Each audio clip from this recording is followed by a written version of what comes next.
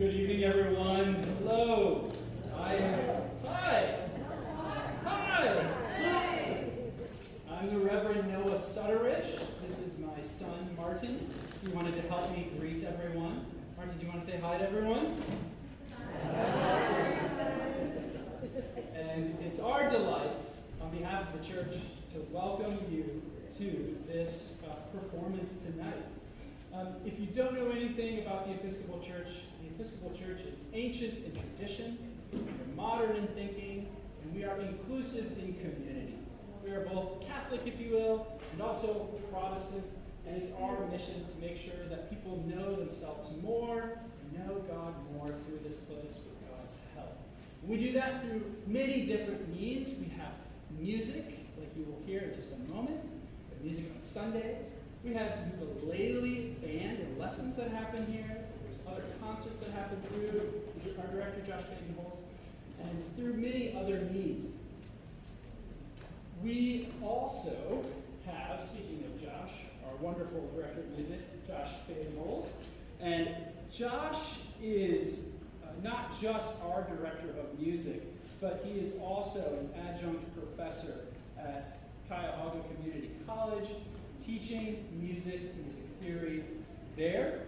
Josh is also an accomplished composer and pianist, and he is also a music teacher. So if you are looking for piano lessons or music theory lessons, he's your guy. He's really, really good, and I can say that because of all the concerts that he's given here and heard his students perform. Eli Manos is also here. He flew up all the way from Atlanta, Georgia, to be with us tonight.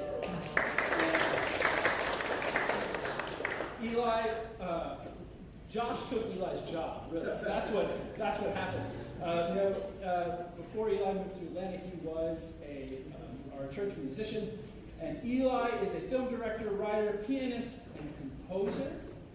And he is currently on staff of the music department at Spelman College, serving as an accompanist at Spelman College.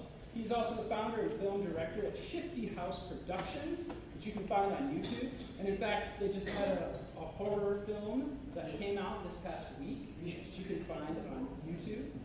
And he also has music, especially his album, Fairport Harbor, that you can find on streaming services, and I believe that's going to re-release, perhaps? Yes, the album will itself release in August, where you can find a lot of my tracks, including some from it, and many others on Spotify. Yes, so if you'd like to hear more of Eli's compositions, you can hear them on Spotify. And if you'd like to hear more of Josh's compositions, you can also come to church as well. Josh plays a lot of them at church.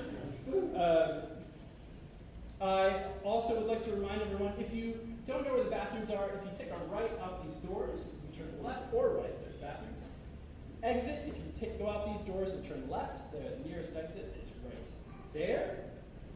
And tonight, before the play, Josh and Eli are going to be performing some music that you might hear if you were alive in America during the Revolutionary era. So thank you again for being with us. Without further ado, Josh, Eli, take it away.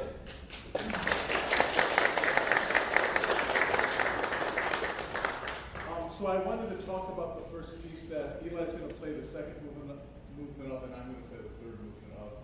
The Beethoven Pathetique Sonata. Pathetique means pathetic, but it was more of just kind of a title for something. The piece was written in 1798, or published in 1798, the same year that John Adams was president. So we think at some point John Adams probably heard this piece. Probably took a little bit of time to get over to the Americas. But one of the things I want to bring up about the piece, on the theme with play tonight, is Beethoven was good friends with Prince Kanowski, and there was a party they had, a dinner party, and they asked Beethoven to play. And Beethoven said, no, I don't want to play. And they kept asking him, and Beethoven got so upset that he went back to his room. And basically, he's like, I'm not a monkey, I don't just play on command. And so Beethoven ended up leaving that night with, in a little bit of anger. And later he sent a letter to the prince, and I'm going to read to you one of the famous quotes from the letter. The letter says, "Prince, what you are by circumstance and birth. What I am through myself. Of princes there have been and will be thousands. Of Beethoven there is only one." That's one of my favorite stories. You're going to see how awesome Beethoven's music is. So let's give it up for Eli.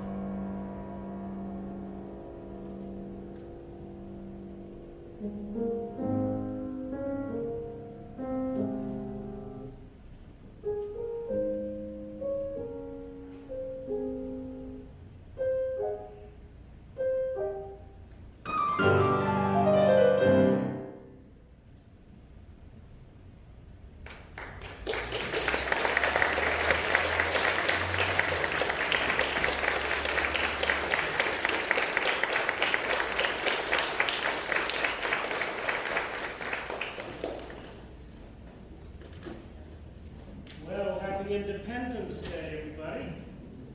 Believe it or not, this was supposed to be Independence Day, July 2nd. That's what John Adams declared.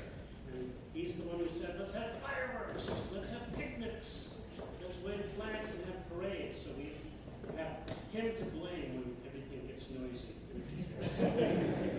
But now we're going to sing actually 3 Revolutionary War songs from the period. Starting with a song called the Liberty Song, which, believe it or not, actually was written by someone who was not in favor of independence, but very American of him. He hated taxes. The song is about they're not going to pay taxes until, wait a minute, guys, until you guys treat us like proper Englishmen with rights. So the Liberty Song is first. The second is the song by a man named William Billings, who is at the time was the Beethoven of America, the best composer. And his song is called Chester, and nobody has any idea why. But the third one, I think you'll recognize. I'm not even going to say what it is, but when the time comes, you may want to sing along, and that's perfectly all right. Thank you.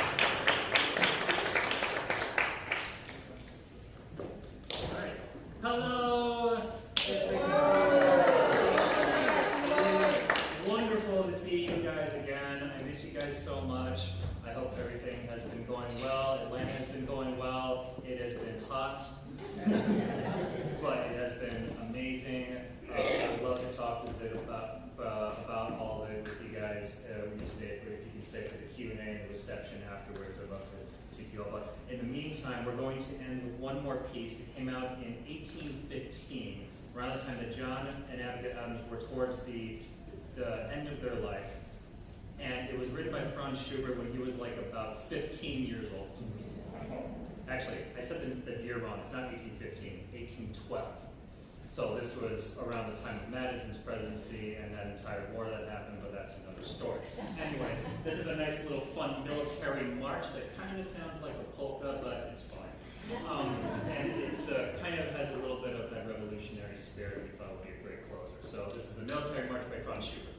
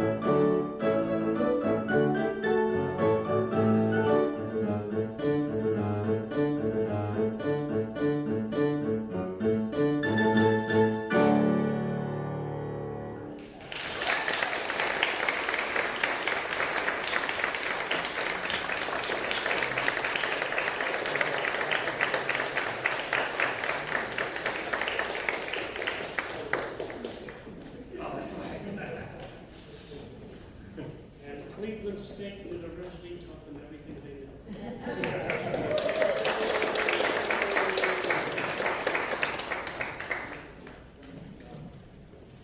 Thank you, Josh and Eli, for giving us a slice of what Revolutionary American music sounded like. And also, I want to remind everyone, if you were not here earlier during the first announcements, that if you should need to use the restrooms, they're just out these doors. Take a right, and then there's restrooms to your left or your right. And the nearest exit is out these doors to the left.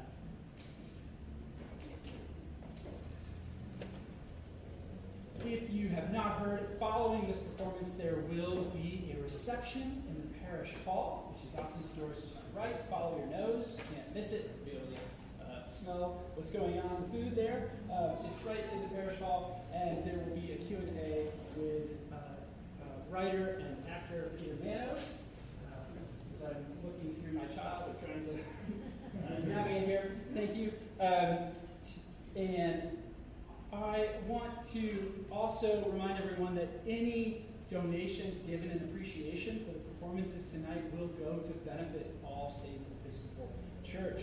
And on that note, I want to say thank you to Peter Manos and Sandra Manos for their generosity in not only premiering the world premiere of this play that they have created here at this church, but also being adamant that any donations would go to the church to help us in our mission here. So Peter and Sandra, thank you very much.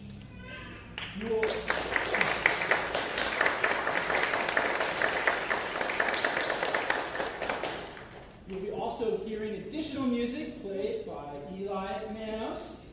He'll continue to play tickling the keys over there. And I would like to introduce Sandra Manos, who is an experienced and accomplished actor, having studied at the National Shakespeare Conservatory in New York. She is currently the artistic associate of Bodwin Theater Company. She has performed in many, many shows throughout the area, and I heard, is tonight your 100th show? Is this correct? 100th show in this area, so this is a special performance. So thank you, Sandra, for sharing this performance with all of us who are lucky enough to be here tonight. And Peter Manos, in addition to being a college professor teaching history in our area, is also a professional playwright. And he has not only written this show, but his shows have been performed throughout the country. And again, tonight we are privileged to experience the first dramatic reading of his latest show, My Dearest Friend. And so without further ado, I would like to introduce and hope you enjoy My Dearest Friend.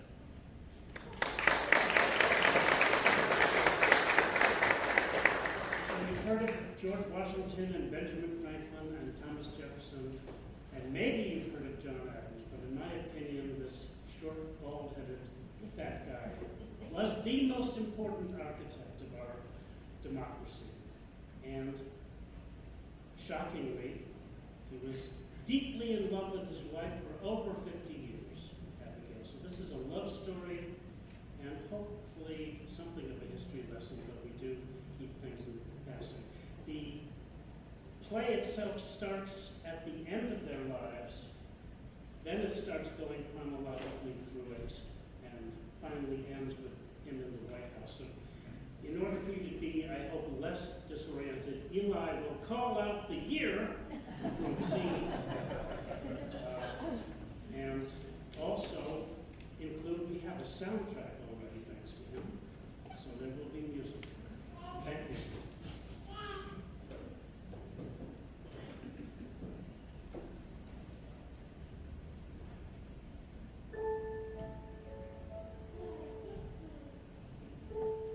My Dearest Friend by Peter Manos.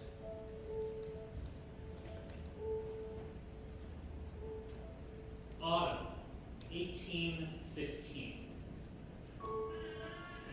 Listen to me, John, because I do not know how much time I have left. None of us do, madam. What is your will? Our finances. Oh, yes, those. I hope my last gasp on earth is about quarterly returns. You make one, but we have the future of our family to think of. Our future rests with John Quincy Adams. It is in capable hands. Johnny is like you, John. He holds money in his hands as if it were water. Well, madam, then what do you suggest? Mittens? What I think, John, is that 1816 will be a good year to invest, now that the war is over. War of 1812. Was ever a war so pedestrian in name, so extraordinary in its imbecility? Baltimore bombarded, Washington, D.C. destroyed, Madison's First Lady Dowling having to sprint out of the executive mansion with George Washington's portrait under her arm to save it from the flames.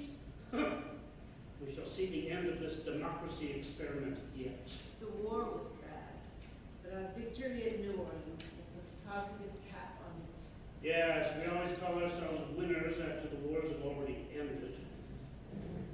1815. How have we lived so long, I wonder? Not much longer, I'm sure. That is why 1816 and 1817 are so important, John. If we sell some of the property around Raintree to John Quincy and take the proceeds to invest in the Are you Ohio fond land. of me, Abby? John, a curious question. When I first met you, I did not think you were fond of me. 1760. You did not think me fond. 1759, you were not. I rather thought you arrogant. I think 1759. Do you now?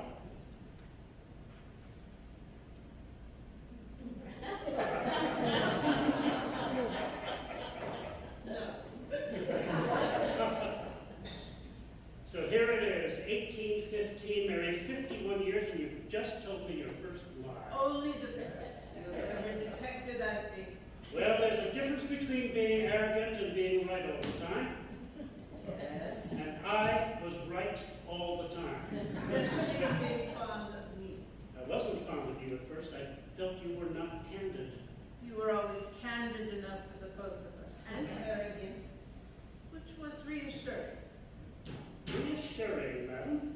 If that arrogance is founded on useful talents, So I've been useful. you have been in my service, and I in yours. I would say that is the secret to being fond, now more than ever. You know I'm dying, don't you, John? I will probably not last a year. Oh, don't stop. You wanted candor. Not this kind of stuff. That is why I am talking finance. It has never been your strong point. You mean I've never been as crooked as you are? What you call crooked, I call entrepreneurial. Being entrepreneurial nearly ruined Maggie's husband and drove our son Charles to drink and an early death. I would see less of the entrepreneurial spirit in this family. You may still nurse the reputation of a disinterested gentleman of good government, but I have a family to look after. Speculation in bonds and in land, even George Washington did that. Make me a crook of his stripe, and I would be glad of it. Crook he was. He stole all the credit for the revolution. He and Franklin between them, as if they smoked the ground and this country sprung up, new formed. You forgot to mention Jefferson. He's a friend again, so I will not speak ill of him. There is no reason to speak ill of him. Well, he's not tired of saying he penned the new country into being by writing the Declaration of Independence all by himself, without any help. Behind the scenes everywhere was John Adams. Intelligent Americans will remember that. Intelligent Americans is an oxymoron. Doomed to obscurity. Well, John, I am fond of you. And while my body caves in on itself, my breath will always be in your ear, whispering us to eternity.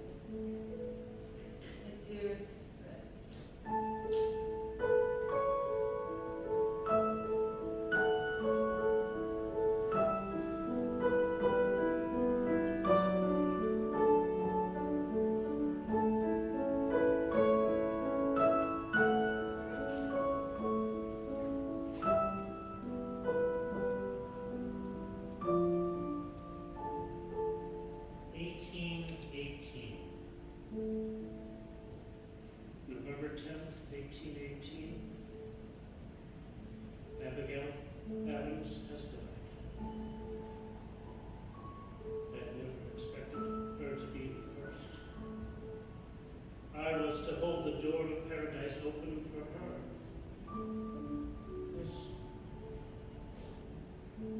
This is too hard. Well, I will go soon, too, as well. But 1759. 1759. Well then, Parson's daughter, will you allow me to steal kisses? Well then, lawyer, you will steal them anyhow and then litigate. I shall see you in court then. Your mother forbids this. She would have you marry a princess, not me. My mother will be the focus of my litigation. I will win, I always do. Except when you don't. Either way, I get paid.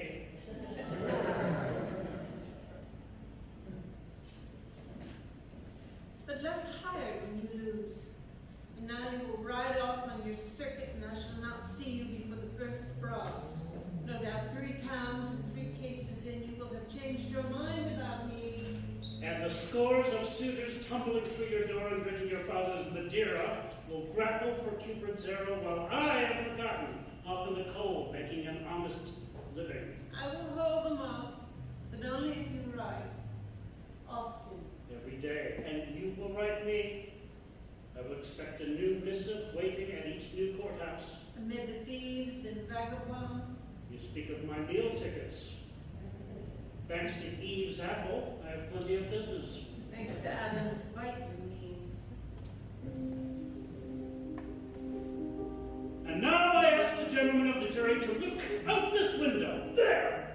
There is the object of this frenzied squabble, an old nag that could not carry a twig, much less the ample posterior of the respondent. This is the article for which he wants £10 9pence from my client, when 9pence without the poundage would not even suffice. This is not breach of contract. My client purchased a mare to ride, not one to make it to glue. This is a swindle. I suppose he is a suitor. John Adams has one fault. He will never stop talking. That is also his one virtue. Most of what he says is worth hearing.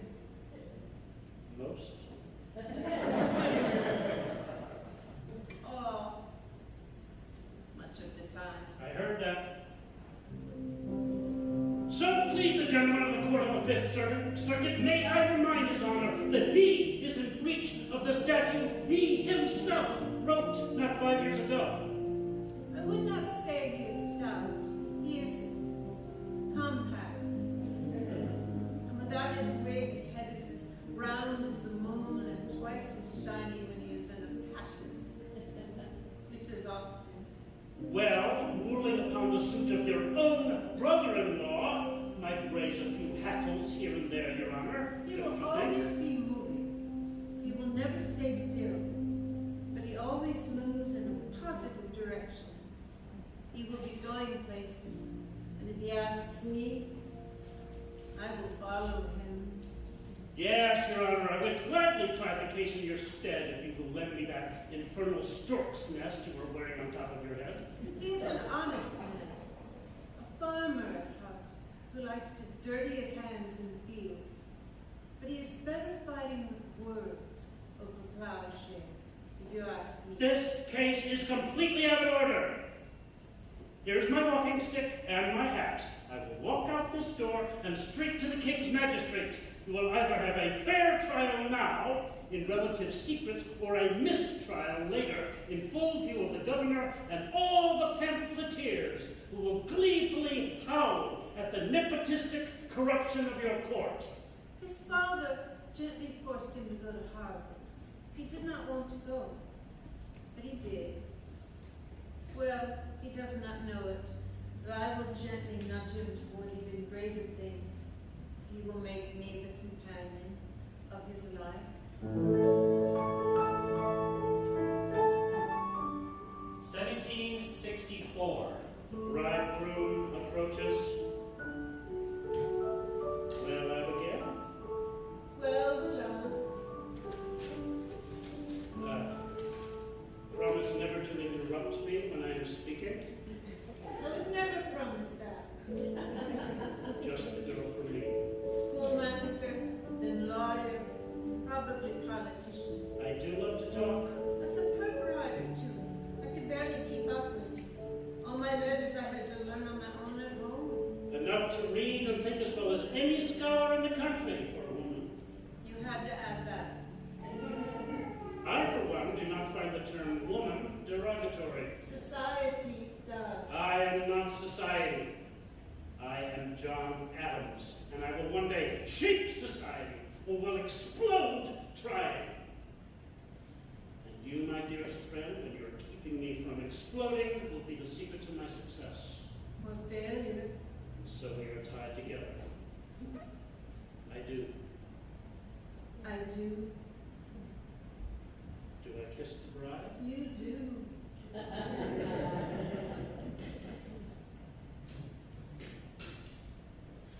And from that kiss came Abigail Jr., whom we called Abby. And from that kiss came John Jr., whom we called John Quincy, future president. And Charles and Thomas and Susanna, Don't.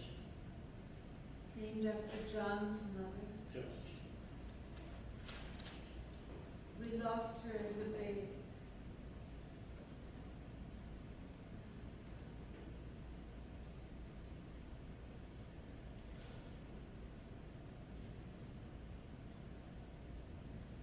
So, anyhow, John, So, anyhow, yes. So anyhow, I rode the circuit with the judges from town to town, trying cases, horse thieves, robbers, swindlers, a shilling here, a shilling there. a good living. Not enough. But then came March of 1770, a row at the Boston Customs House. A massacre, the Boston Massacre, said Paul Revere and Sam Adams, and so it has been called by posterity. Massacre, who 5 rioters killed in a mob of hundreds throwing rocks and swinging sticks at a handful of scared recruits fresh off the boat from their tiny villages in England. Who had no right to be here, taking jobs from our workers and violating the respectability of our women. 1770. Abby, I've been contacted by the governor. I'm defending the British soldiers in court. You are what? Nobody else will take the case. John, it will ruin you. It will destroy your standing, your hard-fought honor. Nobody else would take the case. For good reason. We are better than that, Abigail.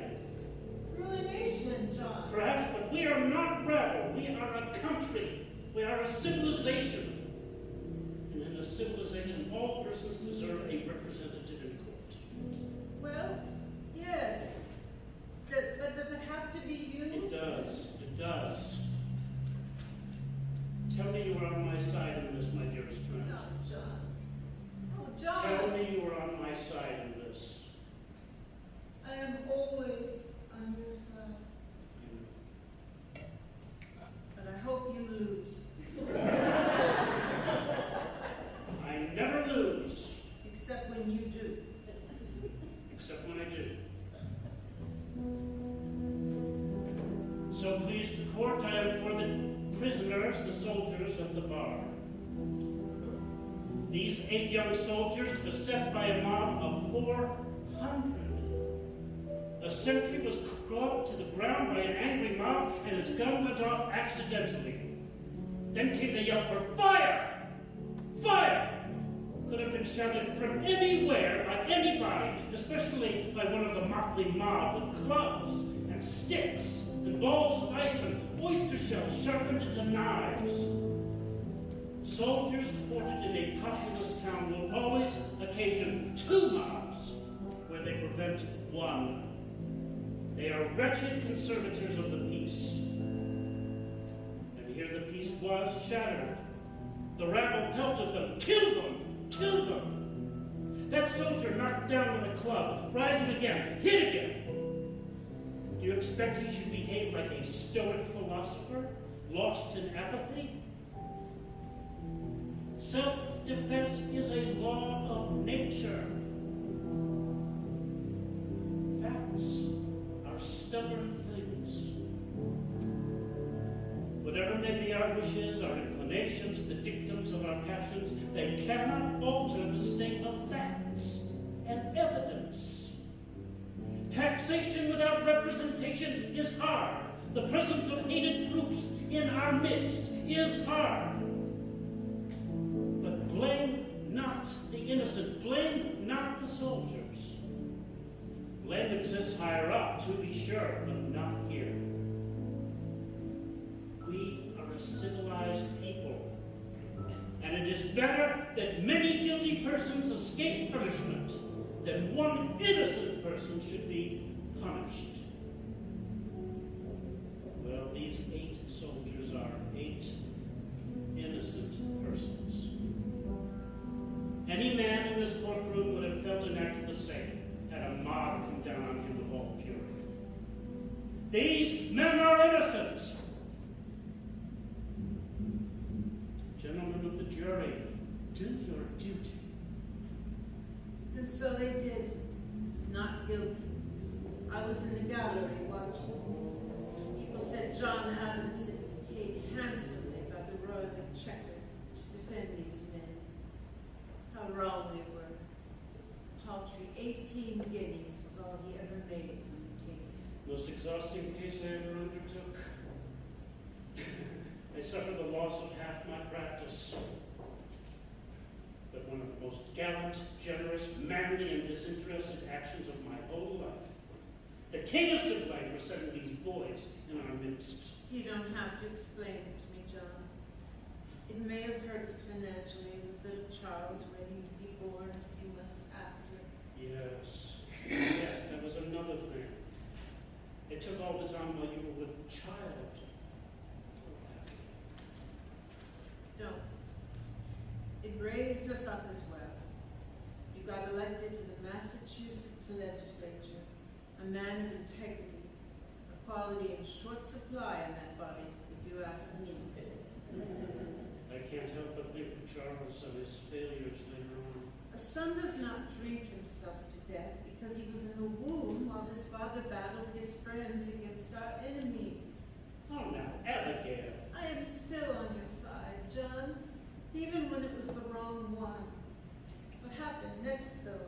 Oh, John, danger. 1773. 1773. We've done it, Abby! Ha ha! Oh, that blessed tax, stinking tea, is thrown over the side of the ships and is flavoring Boston Harbor. Ha ha! They're calling it the Boston Tea Party. What on earth is that? Mohawk, I think. That's how Sam's people were dressed when they attacked the tea. A statement, nothing more. Nothing more American than a Mohawk. Nothing more free than an American Indian. Say it with me, Abigail. American. American. Not Englishman. Not colonial. If the French and Indian War taught us anything, it is that our brethren across the pond are not us, and are increasingly not even brethren. I started to write about it and published under a pseudonym, of course. Everybody knew it was you. Or your cousin Samuel, though he has not your way of words. And I have not his fire. Oh, nonsense. Well, he's a good man. Street thug once removed. A brewer of ale. Very good ale. Which he would have the world drink instead of East India Company tea. A very good idea. A small man's thuggery. The assertion of independence needs men of reason and articulate thought, not ones who pull down the houses of tax collectors and destroy perfectly good leaf.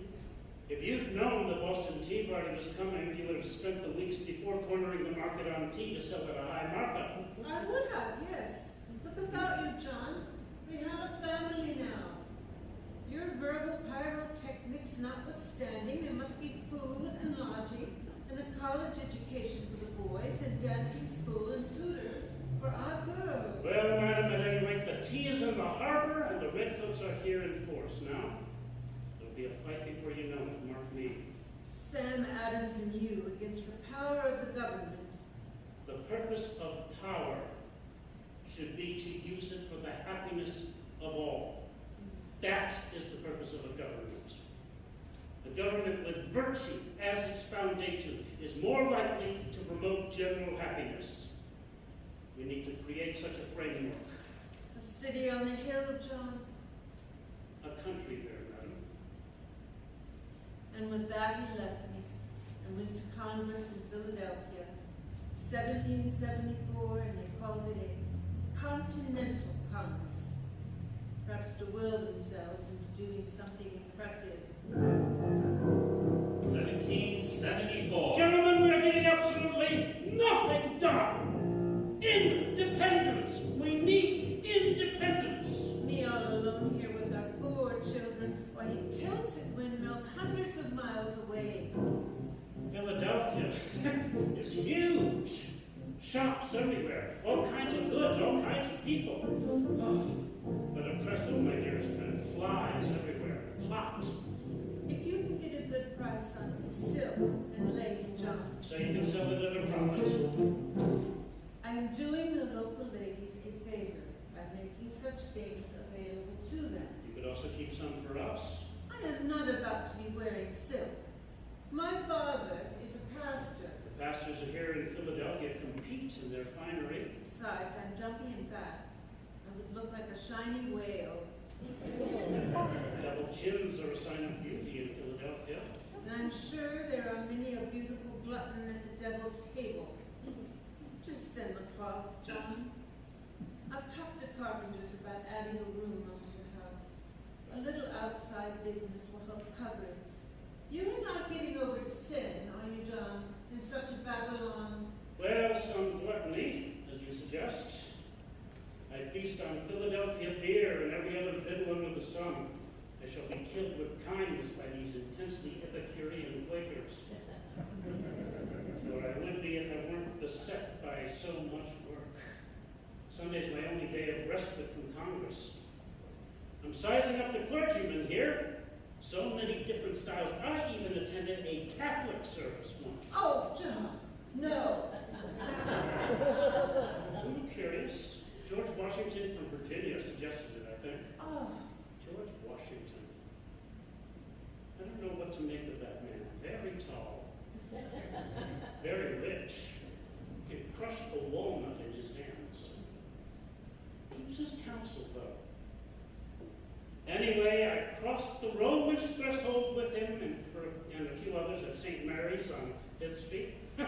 Such an experience. Music, bells, candles, gold and silver, all calculated to take in mankind. Oh, and talk about silk and lace. These Catholic clergy fairly festoon themselves. oh, never mind all that. When are you coming home? Soon, I hope. Much talk and little action. Some fine minds in the group, though. Roger Sherman from Connecticut, a shoemaker by trade, of much good sense. There's this quiet, freckled-faced redhead from Virginia, always with his nose in a book. But when he raises his head and speaks, he is very cogent. Jefferson is his name, Thomas. I like him. I think. I don't know him well. I'm not sure anybody can know him very well. They're very aloof, these Virginians. But have you resolved anything, John? We wrote a letter to the king complaining. That's all. After 6 weeks? 8. The farm needs you. Your children need you. Ah, the farm, the children. Very well, John. I need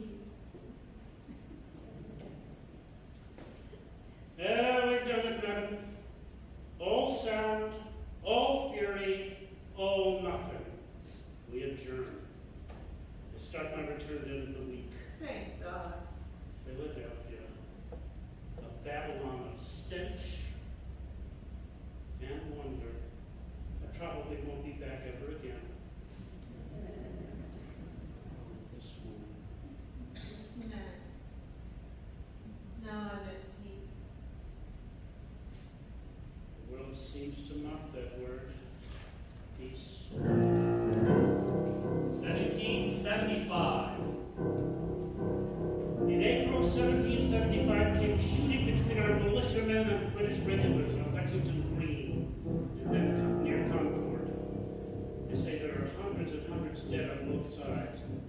Cousin Sam is in hiding, along with that rogue John Hancock. Not a rogue, sure. The richest man in Boston, of course, he's a rogue. I am appointed to the Second Continental Congress. I leave for Philadelphia within the month. Hancock and Sam join me. We're marked men in the eyes of the crown, I think. Perhaps you'll see me hanging on a gibbet by the end of the year. You must all hang together, or you shall hang separately. And then where will I be? Where will we be? I might as well hang alongside you. Hang together, or we shall hang separately. I like that. We shall use it in Congress. But, of course, I didn't. Benjamin Franklin of Pennsylvania said it first. Always beating me at the game, that bald, blabbering bamboozler. You're bald too, John. Why do you always denigrate those you like the best? The ones I like worst aren't worth the time. If you ask me, besides Cousin Sam, Dr. Franklin and that young Virginian Jefferson may be your best allies. The lacy velvet snuff sniffers, those cool conservatives, lisping, breathing, as if we even if we hint at independence. Fear we shall be reduced to writing another letter of complaint that the king will ignore, and that will be that. While our men are being harrowed by Iroquois and bayoneted by jailbird lobsterbacks. Half the British Army seems to have been recruited out of Newgate Prison. They behave like it, certainly. And as you know, King George has hired Germans, too. Hessians, they call them, after Hesse-Kassel, something. The women of Braintree are beside themselves. They say these Hessians will loot our houses and rape our women. Mercy Warren tells me she keeps a loaded pistol by her bed. Every time Mercy Otis Warren opens her mouth, she makes a new enemy. She probably has been keeping that pistol at hand for years. Please hurry home, John. Make your resolution and get out of there. We shall be poorly this season. Dysentery is making the rounds among the children again. They say there is smallpox coming. Abby, you must arrange for all of you to take the pox. It worked for me, and now that George Washington of Virginia has taken over the army, he plans to inoculate all our soldiers. Nobody can travel, John. General Knox has put cannon all around Boston, and we hear shots sometimes in the night. Yes, Henry Knox cannon that he stole when he took Fort Ticonderoga. Wonderful achievement. Howitzers on sleds over the snow.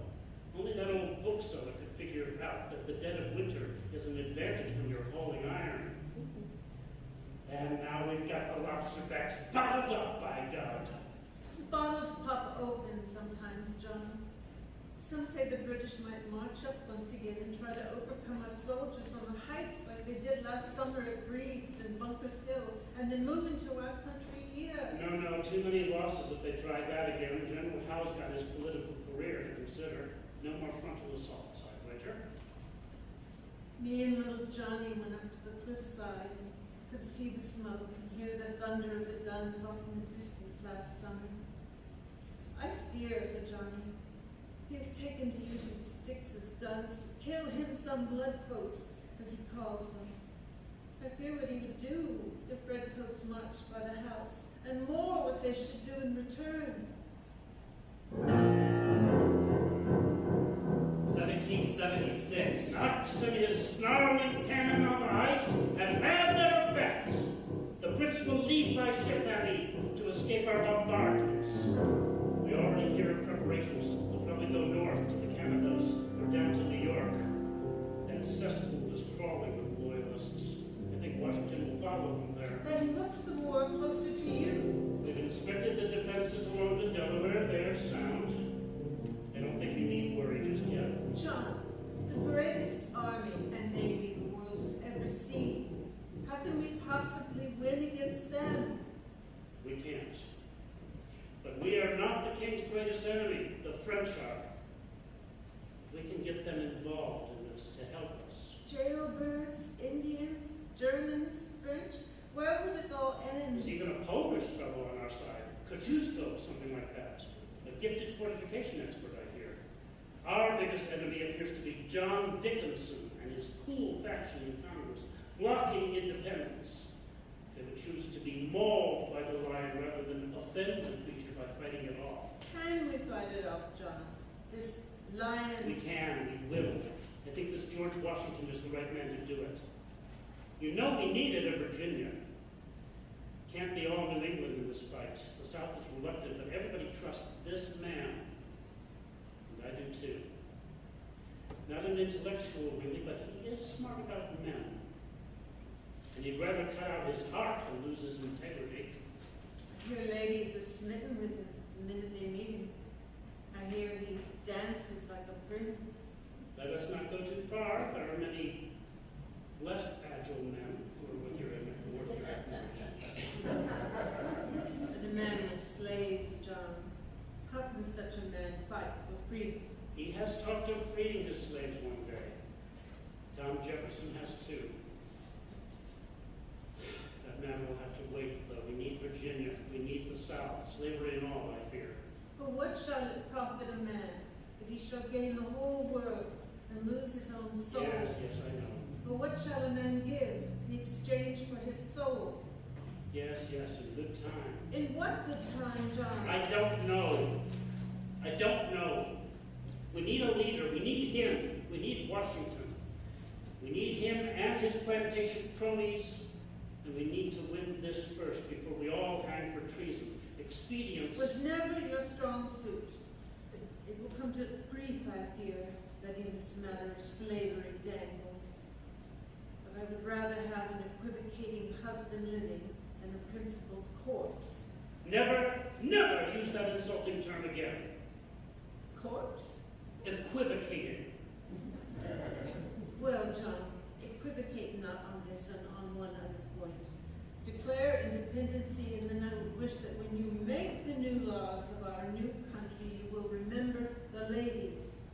All husbands would be tyrants, as in all past ages. Do please remember us, or we shall foment our own rebellion. Husbands tyrants, are we? I could as easily say we all live under the despotism of petticoats.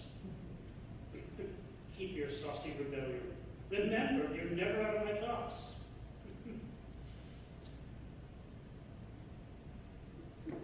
Abigail? Will you write?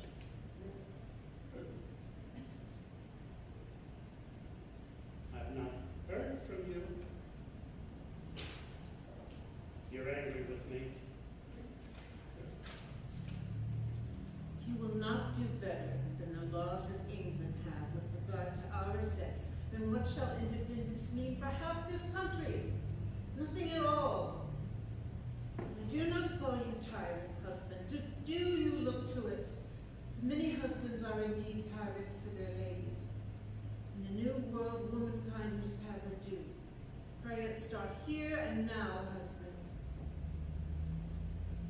This I did not say to you, but to others. I know the world I live in. We have a long way to go. A long way. 1776 is our year, Abby! We've done it! Independence has passed! Dickinson did not even attend. Slowly but surely we got the votes. 12 colonies. 12? New York abstained. They always do. Can't make up their minds about fractious den of thieves. But it's enough. We've been in committee preparing a declaration. Tom has gone off to do the finishing touches and put it all together. Tom, what about you? Tom's a better writer. Even Franklin, who made his fortune with that silly magazine in his Poor Richard's Almanac, agrees. He is not a better writer than you, John.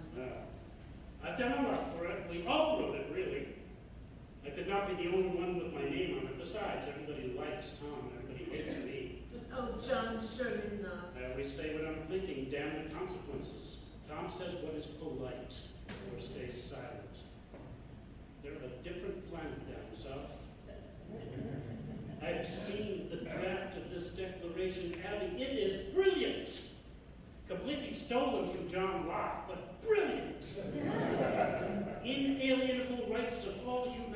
to life, liberty, and the pursuit of happiness. Locke said pursuit of property. But Tom is so much in debt all the time, he had to broaden it. Government derives its power from the consent of the governed. All men are created equal. Our Genesis is here. Our new Bible is written. Independence! Ho-ho! July 2nd, 1776 should be a time of celebration. Fireworks and cannons should roar it out. Flags should wave at parades and picnics and games. Not a new nation, a new world. City, nation, world on a hill. Good. Sign your name on it and send it off and come home. Oh, Abby, they have torn the thing apart. 2 days of bickering, rearranging, revising. We didn't get around to ratifying it until the 4th. Well, it's done. So much had to be taken out. Tom tried to put in about slavery, that the South would not sign it. We had to take it out. I thought it was the best part of our grievances against King George. Here's what Tom wrote.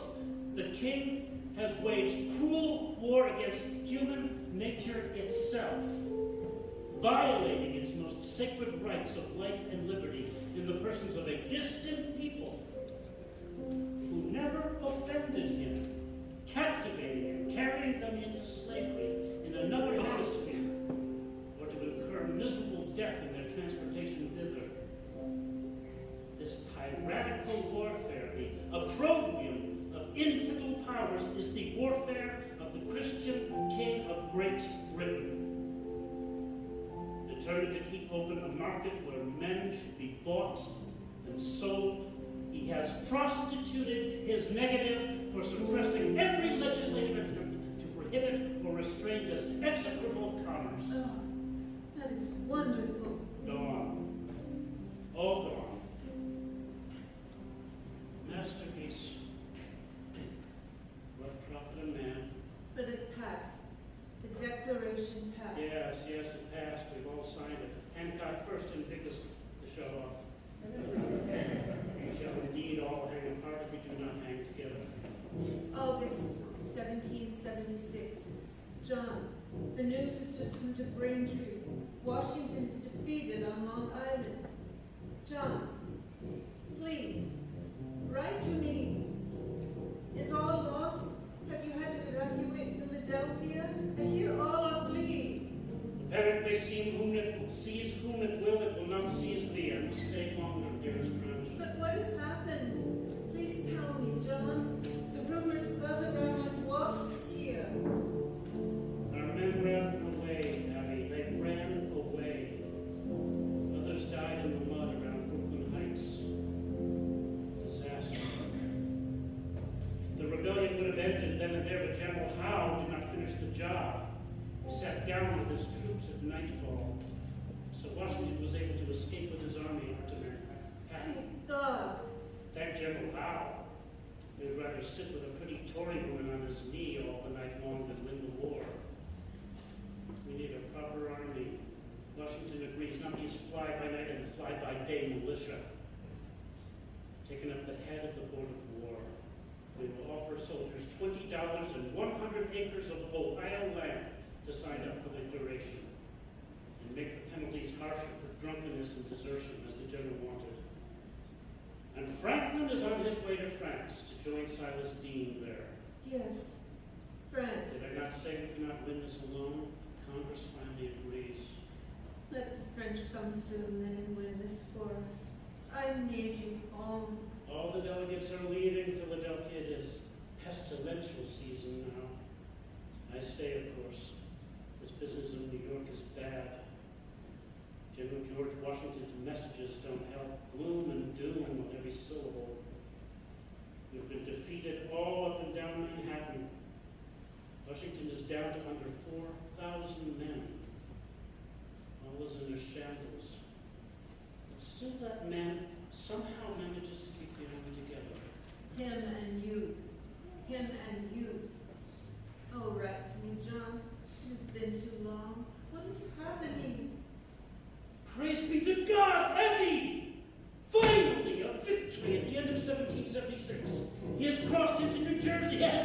now. Washington, Washington, who else? At night he crossed the Delaware River and surprised them at Trenton. Mostly those hated Hessians, all drunk from their Christmas revels. I thank God we do not celebrate such a decadent holiday as Christmas. Not a huge victory, but it is enough. 1777. 1777, and another victory! Abby! General Washington has made another victory in Princeton after the new year. And now those surprising drunken Germans a real head-to-head win against the elite of the British Army. Dear heaven, how we needed this. John, we need some things from Philadelphia. We're nearly out of pins, and there's no more to be had by the local merchants unless we pay 3 times their worth. And you'll get in on that action too, I presume. Well, I will not gouge the price, John, but the extra money will do us good. Your salary is meager and never gets paid on time anyway. The ladies are making saltpeter for gunpowder and sewing shirts for the men. Well, madam, send the saltpeter directly, if you please. Send the pins, John. Send the saltpeter, madam. Send the pins, John. Peter! Pins. Well, madam, done. Sent them along. Thank you, John. Mr. Sewell comes with the saltpeter and the linens. How do you, madam? How does the baby in you? I want so much to be with you. My hair falls out thinking of you and the baby, and I can ill afford to lose more hair. Snow blankets us, even in late March.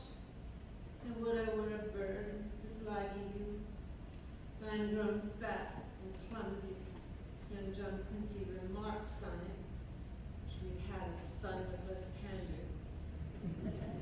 Can never get this war out of my mind.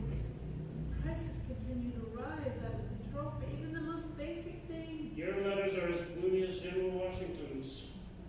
Well, I'm not much better. I'm weary with work. There are only a few here. None have come back to Congress but 20. Jefferson stays away in sunny Virginia. Franklin, by all accounts, spends his time in Paris salons, pickled in brandy, and tickled by madames and mademoiselles galore. Willie has signed on a privateer, John, as a captain of Marines. William Smith, your only brother? He ships out this week. Oh, how I am in a state. Young Johnny tells me now I'm as pale as a ghost. Soldiers are all in march here every day, passing on the road. The reports from New Jersey are bleak. The Hessians commit atrocities egged on by loyalists. I'm sick at heart to read the dispatches. And our own officers worry each other, scrambling for rank and pay like apes for nuts. Oh, my dear one, the baby has been stillborn. A little girl. Her eyes never opened. She looked like she was asleep. One night last July, I was taken with a shaking fit and fear the life within me was lost. And when you were here in the night to hold me, all other brutes of creation have the consoling company of their mates. How much longer shall we be separated? Dear God, I must resign and come to you. This is enough. Let others take over. You're right. I am too long gone. No. Much as I hate it, you must stay at your post. Please, my dearest friend. So much is so terrible now. You need to be there. For my brother, for young Johnny and Nabby and Charles and Thomas. You need to be there, John, for they have no future. I've been too much a burden for you. Oh, John, never. I would not trade you for any in the realm. Only win this war and hurry home, my love. Nabby is 12 and grows toward womanhood like a flower. Johnny is sharp and inquiring, tries to be you. He hides in the closet and attempts to smoke a pipe and read Paradise Lost. Tell him to read Alexander Pope next. Or maybe Gibbon's Decline and Fall of the Roman Empire. And also tell him not to inhale. How are the other boys? Charles is delicate and beautiful. He will be a favorite of the ladies, to be sure. Little Tommy is impatient. He would march against the king today with his little pot gun blazing. Oh, I long for even the coldest nights in Braintree. By the fire with hot wine and you, while all without is buried in white. Or across the farm in the still of the summer, watching the crop breathe and rise with the sun. Or even across you at table, and your bright, soulful eyes trained sharp on all and sundry as you calculate and opinionate. Well, that rhapsodizing took an unexpected turn. I adore you. Much better. And much news. Fort Ticonderoga has fallen again to the British. We have news of a huge army under General Burgoyne headed through New York to separate Boston from the rest of the country. And Lord Howe has sailed out of New York with 267 ships. I think he would be headed here to Philadelphia. Your fighting husband may see real combat yet.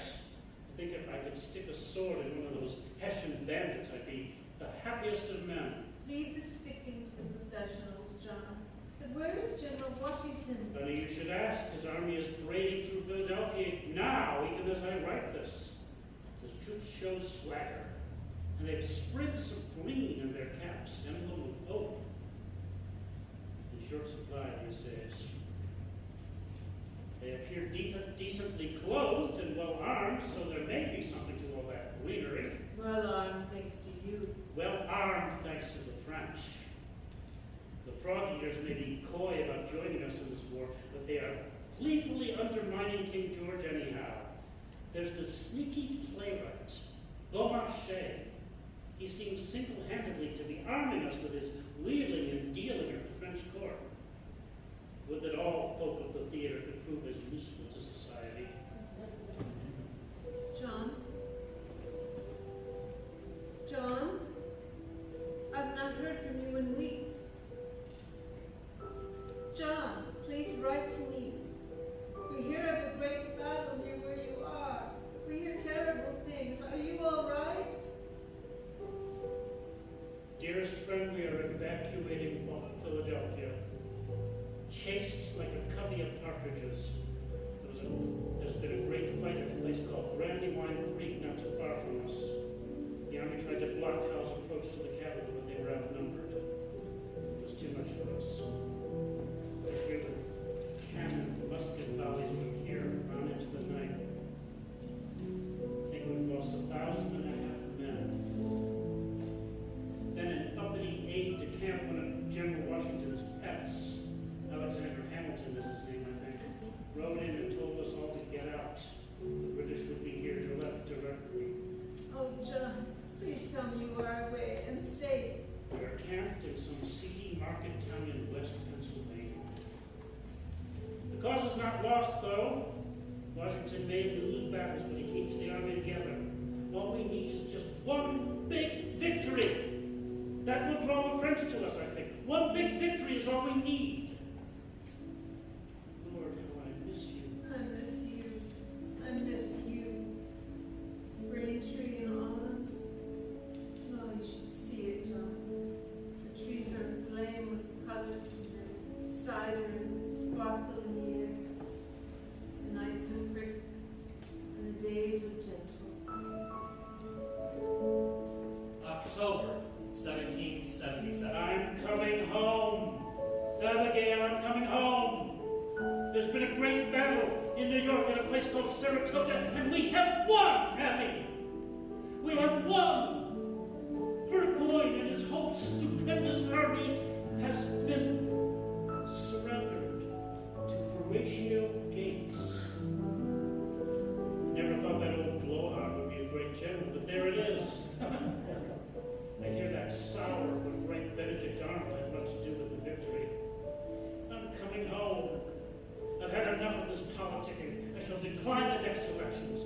return to my practice at the bar. 4 years of Congress is enough. Home, home, home! Feel of this man. How I've longed for the feel of this man. This one.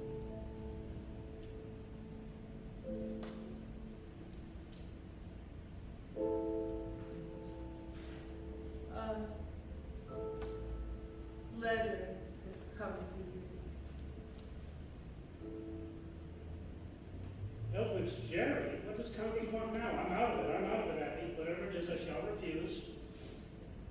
Whatever it is, you must go and do it, John.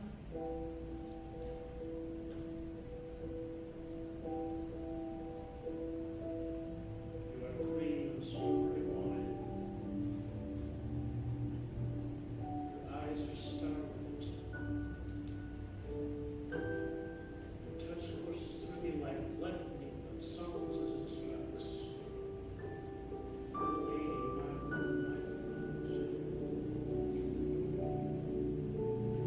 I should never see anything else on this earth. Whatever it is, you must go. Silas Dean is recalled from France for questionable conduct. I am to replace him. Friends? Franklin is too old, they fear, to carry on negotiations alone. Our other delegate, Arthur Lee, is an idiot. You must go, John. Washington's at Valley Forge in winter quarters, and his men are in rags. More British troops and mercenaries arrive daily for a big push against us in the South, and especially Virginia. We need the French to be sailing the North Atlantic in winter. You must go, John. And John Quincy will go with you. John Quincy to France. 10 years old, going on 50, John. Itching to be part of the wider world with his father. You must take him with you, John. Of course I must. Oh, and you must come too, Abby. And all the boys. We shall be a family together. No, John. Just you and John Quincy. Ever in my heart. Ever in my heart. 1778. Our ship is the 24-gun Boston, and she is expertly helmed by Captain Samuel Tucker of Marblehead, Abbey. There are spies all around, so we shall embark at Huff's Neck near Braintree. We've had snow squalls and have delayed 2 days, but this morning we've weighed the last anchor and come under sail before breakfast. A fine wind and a pleasant sun, but sharp cold air. God keep him safe. Terrible meals, impossible, terrible seas. Oh, how wonderful it is. Dear God, if I could take on my body and soul and cover them from harm. March 24th, 1778, we have arrived at the Bay of Biscay. We could see the snow-capped Spanish mountains in our telescope. Then on to Bordeaux, where I got the chance to dine on board a French warship. You will never believe what they told me, Abby. An alliance with France had already been signed in February. It had been signed even before you left home. You didn't need to go. Yes, yes. Franklin had come through after all. Saratoga made all the difference. If only we had known. We take the 100-mile journey to Paris by post-chase. France is spectacularly beautiful, Abby. Fields of grain, vineyards, castles. One problem, though. Everywhere you go, the place swarms with beggars and stinks of poverty. Such disparities in wealth and need. If the King of France doesn't address the problem, I don't know what will come of it. Paris is a revelation. The roads are paved from 30 miles out, and the gardens and parkways are breathtaking. Now you'll never come back to Braintree. No, Braintree's natural beauty is better, like a young, fresh-faced farm girl next to a painted lady. Take care you keep your admiration of those painted ladies at a distance. Is my lover's pillow French are all disappointed in me. They had expected my famous cousin Samuel Adams, the hero of the Boston Tea Party, not an old lawyerly non-entity like me. I hear that the French ladies are very free, John. They do tend to shock the sensibility, dearest friend. One society lady remarked that I must be descended from the first Adam, given my name. And then she went on to ask how this Adam and his Eve ever figured out the act of lying together. Oh, John, such impertinence. I said it was instinct. And the electric shock that makes man and woman fly together like magnets in one of Dr. Franklin's electrical experiments. Very learned. A very happy shock, she said. These women will corrupt you yet. No, my dearest, you are my full corruption. I'm happy now. I will tell you of corruption personified, Dr. Benjamin Franklin. Mademoiselle's swoon for him. The man who tamed electricity with his lightning rod. His face is on all their crockery. He wears a shabby fur hat of a Kentucky backwoodsman, the manly American. He carouses all night and rises at noon. Early to bed and early to rise makes a man healthy, wealthy, and wise. He rarely heeds his own maxims. He tells me that diplomacy is doing much while seeming to do little. Looks to me more like doing little while seeming to do less. Well, our best diplomat is General John Burgoyne and his spectacular loss to us at Saratoga. Comte Vergennes hates me. He made an enemy of the king's chief minister. He made an enemy of me. The French despise straight talk. Only Franklin, likable, kissable Dr. Franklin, has any of their attention at all. The French lady sent arrived. I'm making a tidy sum for it with the ladies of Braintree. I've sent the rest to Boston where it should fetch an even better price. Please try to send more. 1779. How about Delphi, China? I've been kicked out of the court of King Louis. Congress is sending me to Holland. I'm to try to secure loans from the Dutch. After all, England is their enemy too. Oh, John, Delphi, China. Do send some. I could build a new barn if I sell enough of that. 1780. 1780. The Netherlands are well named. Never have I been so so ill. The whole nation is built on stagnant waters. The air fairly flatulates fetidity and fleas. The pasty-faced merchants sneer at our cause and promise piddling table scraps and exorbitant interest. John Quincy thrives, however. His French and Dutch are superb. He is off to St. Petersburg with Mr. Dana to represent us to the Tsarina of Russia. John Quincy in Russia. Take care to bundle up tight. But wait, John, you've been ill? You never told me. 1781. I tell you now, because I have been cured with news. Oh, such news. Abby, we have won! We have won! Cornwallis has surrendered a vast army at Yorktown, and the French were there. Rochambeau helped Washington encircle the enemy, and a big fleet under Admiral de Grasse kept the British Navy at bay. Send your navy, I told them. We won, Abby. We won. Oh, dear God, we won. We won. And you will come to me. They need me here in Europe. And I need you.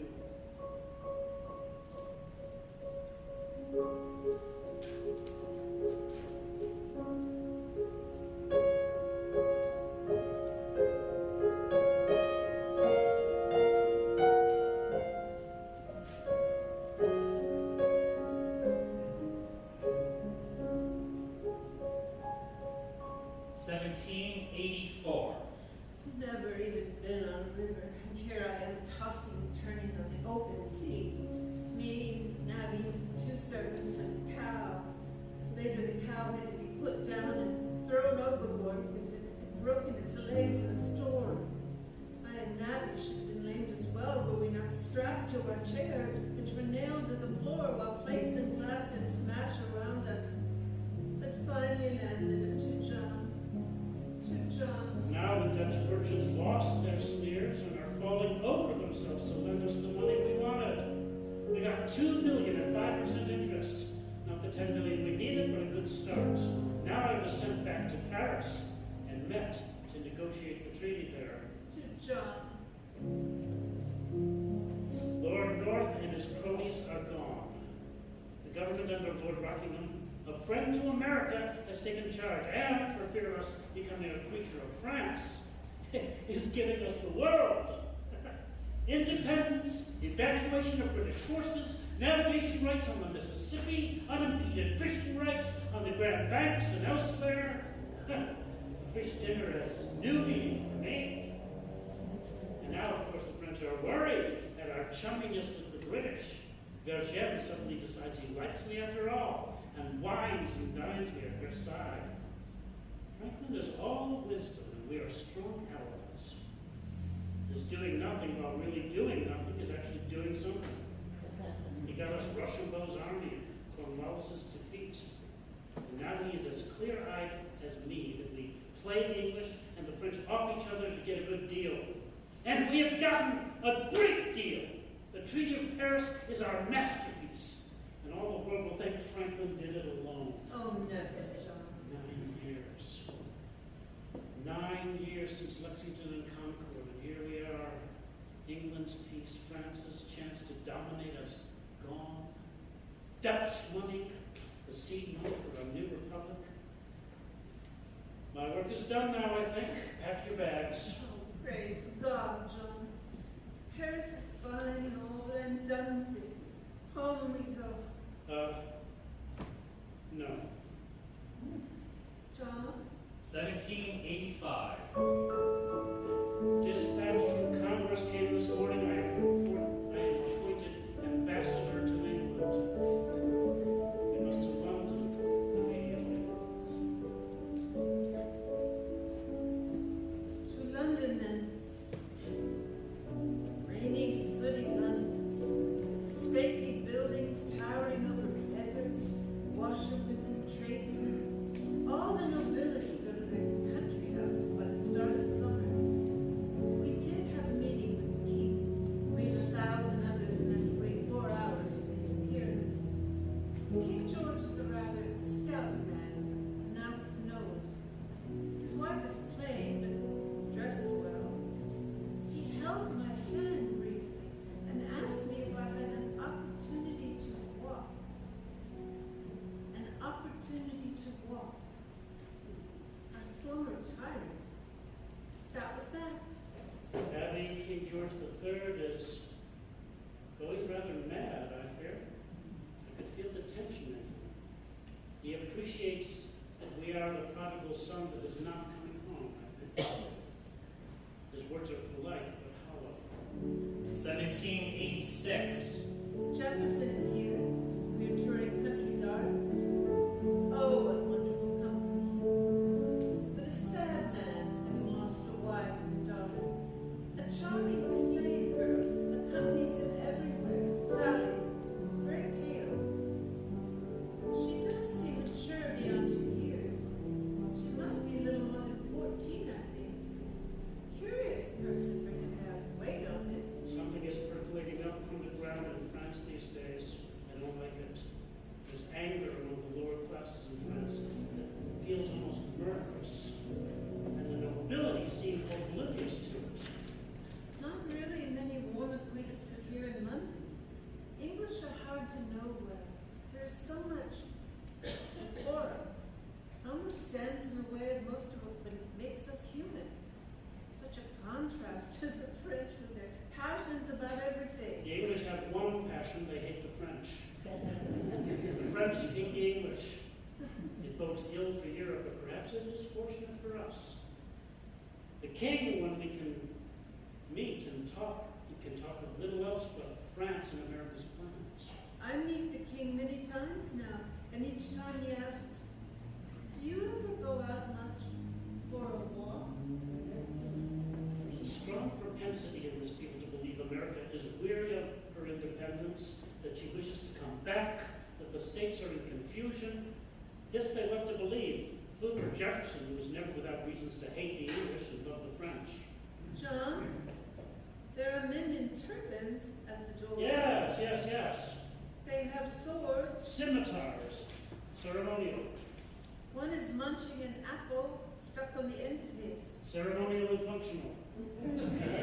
They have come to escort me to the ambassador of Barbary, the Sultan of Tripoli. These North African kingdoms come to London to shake us down so they leave our ships alone. Extortion? Diplomacy. Give them £30 to leave us alone. France and England pay them. Now they want America to do the same. Well, I suppose we've made it. Even the thieves of the world recognize our sovereignty. No, we should not pay. I met His Excellency Adrahaman, I think they call him, great factotum of Tripoli. He spoke no English and me no Barbary, so between a little broken French and Italian, we mostly talked about tobacco. Theirs is stronger than ours.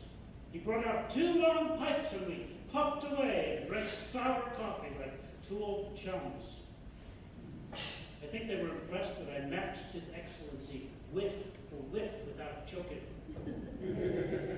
Monsieur, vous êtes Turk, one of his assistants told me triumphantly. You think I'm becoming Turkish, Abby? I shudder to think. Will you now be spearing fruit with a scimitar? Perhaps more than fruit. His Excellency informed me that America was a great nation, but that we were at war with Tripoli. War? How? I wondered that too. There'd been no injury, no insult, no provocation on either side. Now he told me the Barbary states were masters of the Mediterranean, and if we wished to pass through in peace, we had to pay. The war between Christian and Christian was mild, he said, but a war between Muslim and Christian would be horrible. Well, we've paid our little ransom. That is terrible. One day when we can send a strong navy, we won't pay anymore. Until then, they control the seas. So blood money for Tripoli. We need a navy. We need a navy. If ever I'm in a position to push for such a thing, I will. Warships, a wooden fortress for our homeland. Speaking of homelands and fortresses, we have had a breach. Hey? Nabia's in love, John. She wants to get married. Married? Nonsense. She's too young for such things. John, she's almost 21. Is she indeed already? John, Well, you didn't marry me until you were 20 years old. Yes, but you were an older 20 than she is now. Nabby is well, she's so Nabby. She can't be a bride. There are things she needs to know. There are things she needs to understand. John, listen to yourself. Talk about nonsense. And you knew about this. How long? Don't answer that. Who is it? One of those fey powdered dandies at Whitehall? Probably want to use Nabby to get all our money for their gambling debts. No, not British. A good American. Here in London? An exiled loyalist? Never! No, not a patriot. He fought in the war, John. Commanded a regiment. He was even wounded at the Battle of Harlem Heights, I think. Now, what would an American war veteran be doing here? Harlem Heights? Oh, my dear Lord, no, no! He's my secretary! You do his will, don't you? How? I mean, I know how, but how? Abby, this is too soon. Colonel William Smith wishes to ask you for Nabby's hand in marriage, John. Betrayal is what it is. Absolute betrayal. My good, loyal secretary. This is worse than learning he's a spy right under my nose. And a pretty nose it is, but not keen. They've been fond of each other for a long time. Well, what do you feel about it? The same as you, when you step back from all these histrionics. Colonel William Smith is a good, honorable, brave, and decent man, and has been the best secretary and aide that you have ever I'm not had. listening to you. I'm not listening to you. I'm putting my foot down on this. I will make no resistance whatsoever. No marriage. Never.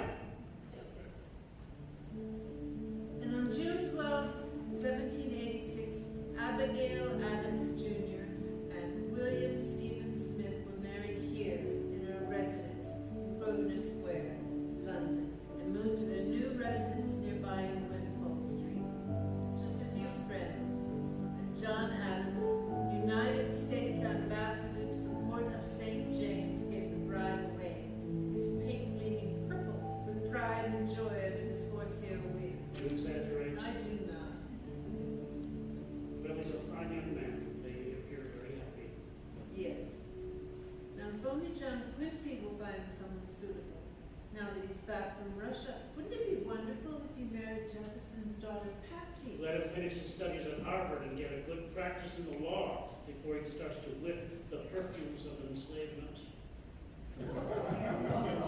Enslavement, John? Have you been my captive all these years? A very willing and grateful prisoner, my dearest friend. Less willing prisoner of these politics. There's rebellion in Massachusetts. An ex-captain named Daniel Shays and some veterans over a tax. We need a strong central national government, not this piecemeal concoction where the states rule all. Our little Virginia friend of Jefferson's, James Madison, has a good answer, I think. And they're planning to meet in Philadelphia to overhaul the government.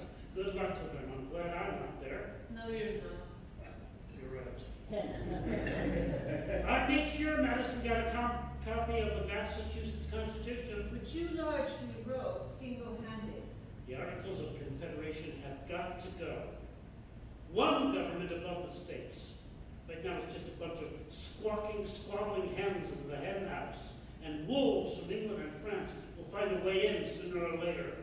Or demagogues like Daniel Shays will peck it apart. And with checks and balances. 3 branches of government like we have in Boston. Legislature, governor, the courts. Even Cicero, the greatest statesman of all time, knew that and wrote about it nearly 2,000 years ago. Human nature, that's the enemy of a good government. We would take all if we could and keep it if given the power. Power has to be shared, with everybody given a way to check everybody else from getting too big. A government of laws, not men. Not people. There will come a day when men is not all the body politic. Yes, perhaps. John, perhaps. All right, dearest friend. One day there will be women in power. God help us. I've heard that. 1787. Well, they did it. They made a constitution, and it did build upon my ideas, though Madison has called me a monarchist, because I think the educated should be the ones qualified to lead. I'll say he's a bit of a monarchist himself, a slaveholder. They did not take my advice to add a Bill of Rights to protect from government overreach, but at least the 3 branches of government overlap each other in power. At least there are 2 houses of legislature planned, one by population, which means we need to make a count of our people every 10 years, and then one with equal representation for each state. That way the large states cannot rule the smaller ones, because all laws have to pass both houses. Huh? That was Roger Sherman's compromise. Evans thought he was one of the wisest men in Congress back in '76. It was your idea first. They are adding the Bill of Rights in the future, they say. I'll believe it when I see it. It's over there in France that I worry about. Jefferson has his hands full. Things are getting rather chaotic there, and he seems to be enjoying it.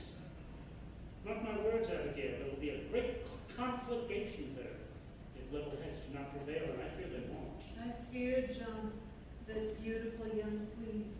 The French don't like her. Marie Antoinette, well, she's Austrian, hard to like, I suppose, for the French lower classes. Exquisite when I met her, though. Nearly perfect in grace and beauty. Be careful, John. There is another woman in the room with you.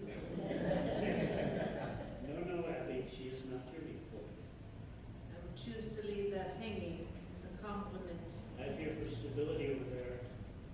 French I have met lose their heads quickly and screwing them back on and showing them reason is an arduous task. Believe me, it'll get ugly before it gets better, if it ever does. Mob rule is coming.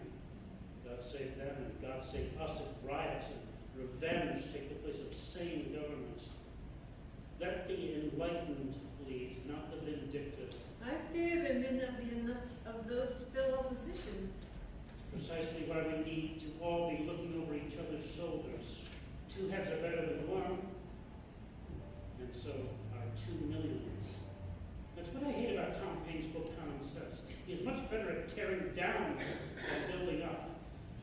Yeah, the freedom fighters of today are the first to be the new tyrants of tomorrow. Except for one freedom fighter I know. Yeah, they would never elect me to lead the country. I'm Safe from that, at least. I had meant Washington, actually. Whose side are you on? Well, is George Washington on a different side than you, John? I hadn't noticed. Washington has dignity.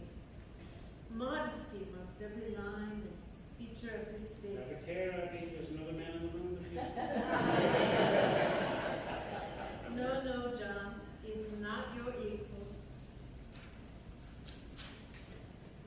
Well, General Washington will have no opposition for leader, that's sure. I'm almost tempted to vie for leader just so he has some small competition. If I weren't stuck over here. 1788. But of course, we were not stuck over in England. We were recalled and journeyed up toss and turn across the sea to Braintree. And the welcome we received on disembarking was astonishing. Flags, cannons, prows. I was gratified and embarrassed at the same time. It was a bit much, you're right, dearest friend. A bit much deserved, though, dearest friend. Well, today the cannons are fired in your honor. Tomorrow they're fired at your person. I have no illusions about how you will turn. Oh, to see John Quincy and Charles and Thomas, all my beautiful boys grown to men. Perhaps now we are done, John. Oh, there truly is no place like home. By the by, I've decided I'm running for President of the United States, Abby. Oh, dear Lord. Don't no. worry, I'm not there. It's the principle of the thing. Ah, No American should have complete sway over people who go to his head. not Washington's, John. I'm told he'd rather just be back at his farm and leave all the politicking to others. As do I, my dear. But if not us, who then? That blowhard Patrick Henry? Two-faced Alexander Hamilton? Sneaky John Hancock? Or that man-eating viper Aaron Burr? Or an even sneakier snake, as I'm beginning to understand, Tom Jefferson. Oh, I find that impossible to believe, John. He's become changed, Abby. The French can do no wrong in his eyes, the English can do no right, and states' rights must prevail over a national government, even though the Articles of Confederation has already demonstrated what a disaster that was. 1789. Well, we were off to New York. George Washington was elected President of the United States. Overwhelmingly. And the man who came in second with 34 electoral votes, which according to the new Constitution made him Vice President of the United States, was John Adams. And Thomas Jefferson was called back to be Secretary of State. And so I was sworn in to be Vice President. A job that requires me to spend day and night doing absolutely nothing. Preside over the Senate. Yes, I call together a cage of monkeys and jump around. And I have to sit and listen to them howl at one another without saying a thing myself. As for running the government, I'm closed out of all the meetings. Hamilton is Treasury Secretary, trying to make the country as money-grubbing as his home state of New York is, when he's not in some kind of a chess match with Jefferson over who has more power. Henry Knox, a man who has learned how to shoot cannons from books, Abby. He's our Secretary of War, all 300 pounds of him. I do like standing next to him at ceremonies. He makes me look svelte. As for the Commander-in-Chief, George Washington, I'm lucky if I see him at some soiree somewhere. He does not care for my advice. He does not have more to say to me than King George had to say to you about walking. Abby. Second in line. Yes, nothing and potentially everything at the same time. For all that, I'd be more productive in this world pulling weeds back at Braintree. For me, just as we had all settled in at New York, Abby moved here with us, and Abby giving birth to our third grandchild, we had to move. Philadelphia again, John. For the next 10 years, Hamilton and Jefferson have made a deal. Hamilton gets a stronger national government, and Jefferson gets the national capital in his own backyard. Somewhere up on the Potomac in Virginia, I understand. Not far from Mount Vernon either. If he's still president in 10 years, I suppose Washington roll off his plantation porch straight into the Capitol and back again as he sees fit. There's no doubt in anyone's mind that Mount Vernon is where he'd rather be. But I'll be done with national politics long before then, I'm sure. John, William is taking Abby and the children to England. He says he has some business speculation Yeah, there. he's been having trouble finding work here. All the power to him. And no, I am not going to secure a government job for him. Abby, so don't you dare bring that up. No special favors for family, you know that. All the others do, John. Tom Jefferson has any number of in-laws advancing. I am increasingly finding that man distasteful. John, your great friend for so long. Has become my great enemy. His cronies undermine me at every turn and criticize my views, and he claims it's none of his doing, but it is, Abby. And he refuses to see what is happening in France. One tyranny is being replaced by a worse one. There'll be a bloodbath before they're done, and Jefferson and his Democratic Republicans can only shout, "Hurrah for the rights of man!" It'll be the rights of those men to eat each other up, if you ask me. And if we import that way of thinking here, we shall have civil war. Well, perhaps it is time to go home, John. Back to Braintree, where life is simple. I hear rumors that Washington will not run for a second term. Maybe that should be the same for us. I'm with you on that, dearest friend. I dream of my fields every day. It was really only meant to be a farmer in this world, I think. That's where I'm happiest. It's never too early to start packing, I say. 1793. John, I understand now Washington will run again. The one man who can hold this country together, Abby, he has no choice. With trouble in France and England starting to scout out the Ohio Valley for their own use, and tax rebellions brewing in the West. John Adams, does he have any choice? He does not. Another win for Washington. John in second place again. So he was back to Philadelphia for another 4 years. And we have wonderful news of John Quincy appointed by the president as ambassador to the Netherlands. His star was rising fast. If we need it there, the Dutch are nearly bankrolling our entire country with their loans. I cannot travel anymore, John. My health and our finances need attending to. You must go to Philadelphia alone, dearest friend. Who would have thought after 9 precious years together again? Swoon. This man.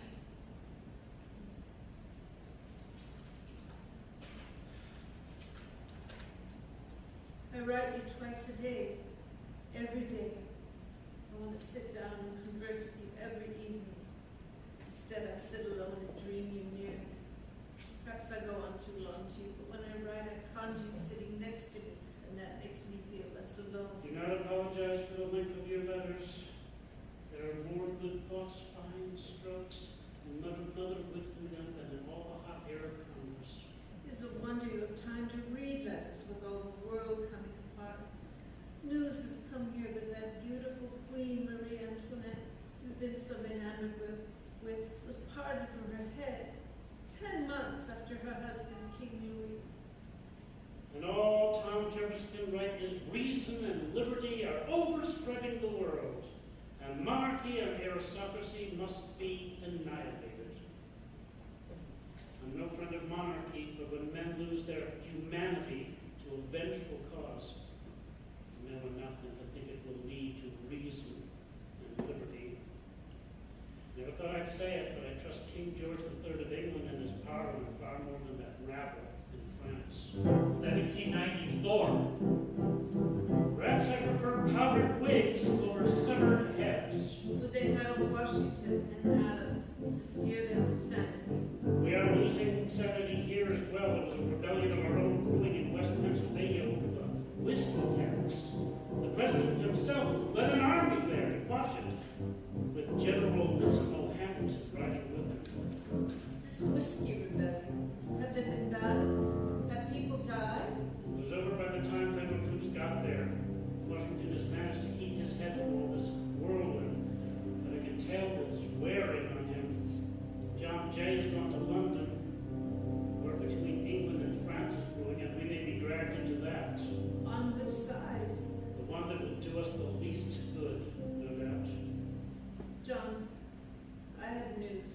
sure how to take it. Charles has married Sally Smith. Charles? Our son Charles? Well, who else? To his sister-in-law? No established law practice, no income of his own, and now the sister of Natalie's husband? No, absolutely not. A summer passion is all. He should at least wait. You did not hear me, John. It has happened in New York. They are wed.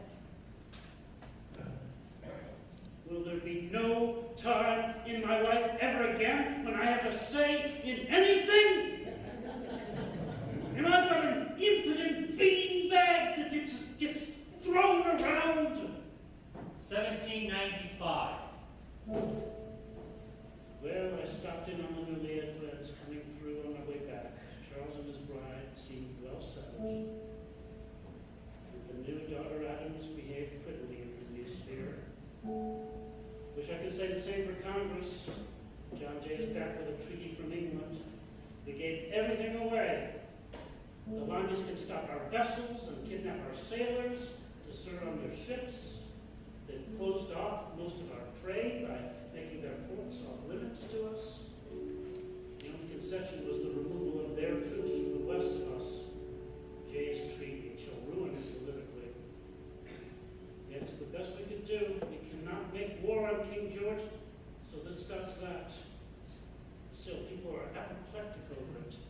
It's been published all over, and all over they're rioting and burning John Jay in effigy. They're even going after the president. Now we shall be of two camps, Abby. Jefferson's people for the French, and Washington and Adams for the British. Me, an Anglophile, they brand me. Me, who was the one who first wanted to break us off from them. And Tom Jefferson is fanning the flames against it. Oh, such a betrayal. He's such an old dear friend. I don't understand it, John. Does he just want power? There is castle on a hill, Monticello. Doesn't he have power enough?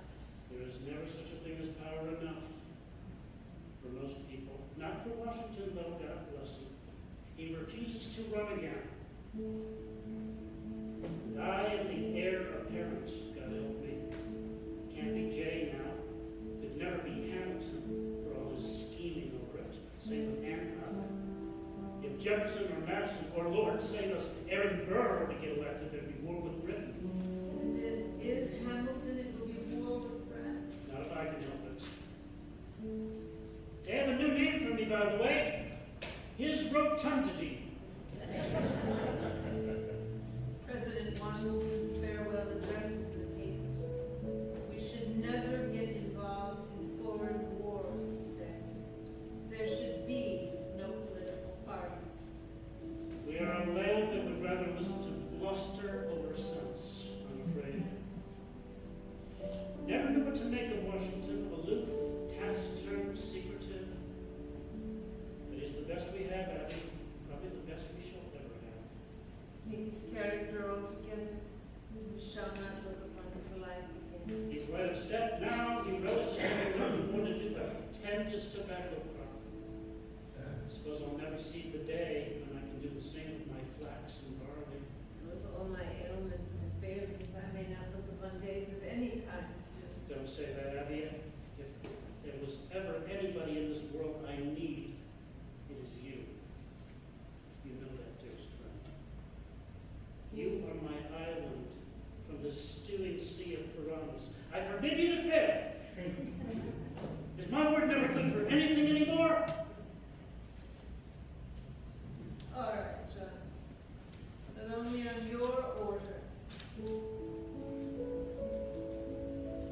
My executive order. I am elected President of the United States of America now, I think. I go to Philadelphia to find out. I don't really know until February. And Jefferson comes in second. You're vice president. He's written me, Abby. He's gracious in defeat. I think we can both agree that Hamilton's machinations and Burr's gun-worthy efforts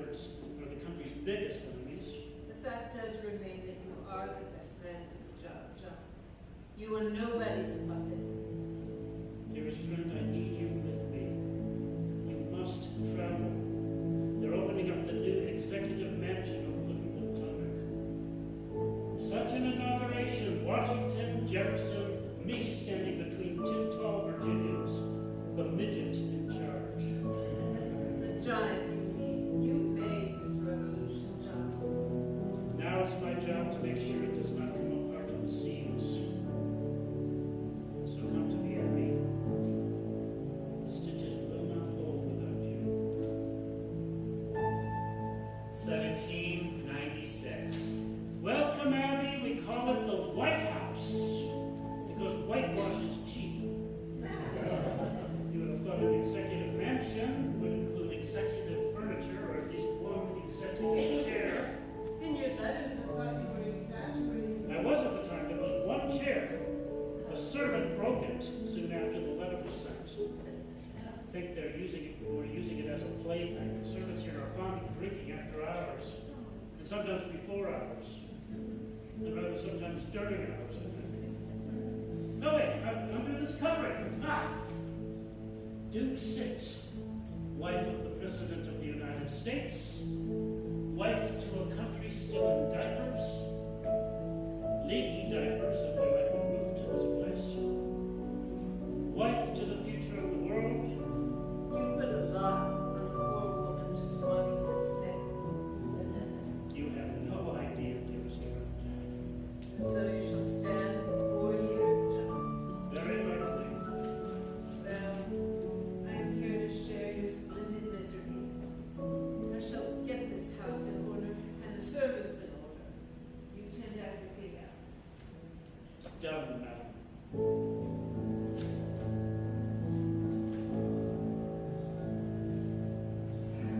The presidential benediction I make for this house. I pray to heaven to bestow the best of the blessings on this house and all that shall hereafter inhabit. May none but honest and wise men ever rule under this roof. Amen, John. Amen. Seal with a kiss.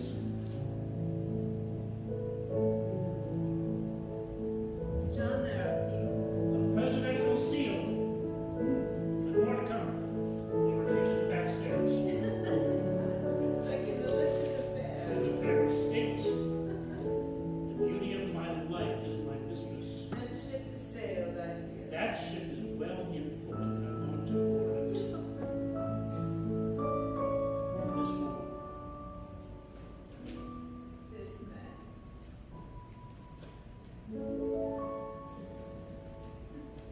The end.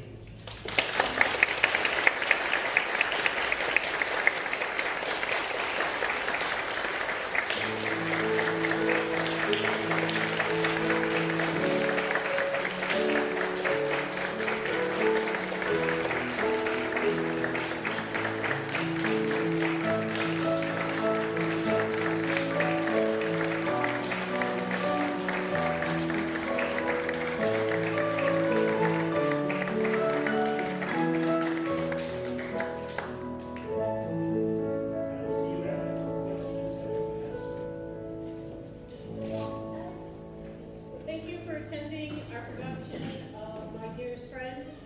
Please join us in the parish hall for Q&A afterwards and a reception. It's out the door to the right. Also, if you'd like to make a donation in response to the play, you can use the QR code in the bulletin, or there's a jar in the narthex. So please join us. Have some fun. Peter Manos, who's the writer and the actor, will do the Q&A